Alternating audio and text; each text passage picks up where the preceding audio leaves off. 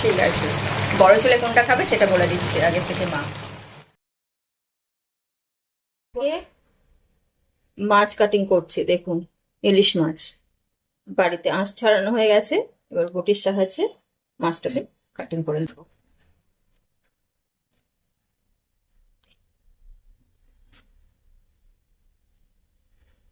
এইভাবে ঘুরিয়ে একটু কেটে নেবেন। দেখুন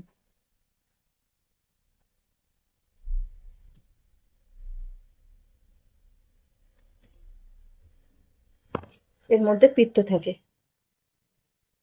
পরে বার করছি।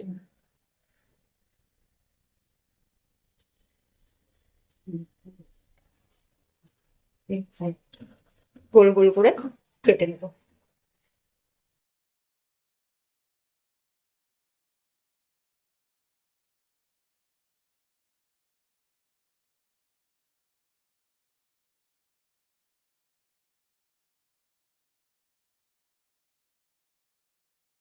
আর দেখুন এইটা ফেলে দিতে হয়, এখান থেকে আমি যে কোনো ভাবে কেটে বাদ দিয়ে দেব।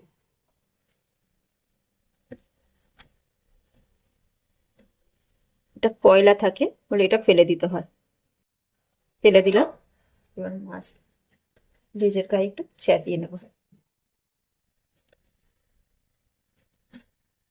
দেখুন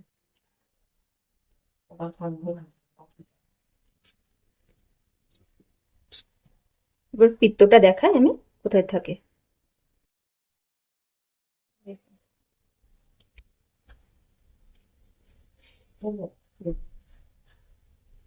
এই কালো অংশটা হচ্ছে পিত্ত।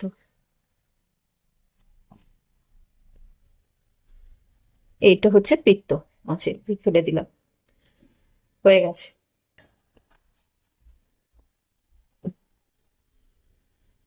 এরকম করে লবণ হলুদ দেওয়ার পরে ভালো করে মাখিয়ে নিতে হয়। দেখুন আমি লবণ হলুদ মাখিয়ে নিয়েছি।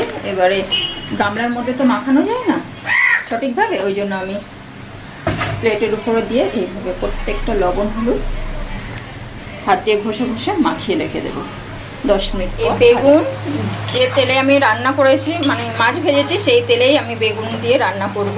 মানে প্রচুর তেল বার হয়েছে, তেলটা আর আলাদা করে রাখলাম না। বেগুন দিয়ে আজকে ইলিশ মাছ রান্না হবে। ইলিশ মাছগুলো ভাজা হয়ে গেছে, আমি বেগুনগুলো সিদ্ধ হয়ে এসেছে, এবার ইলিশ মাছগুলো দিয়ে দেবো। দেওয়াটা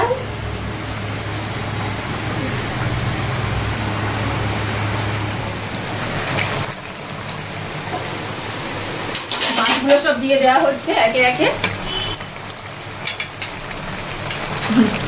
মা দিচ্ছিল, হাত কাঁপছে মায়ের, ওই জন্য আমি দিয়ে দিলাম। দেখুন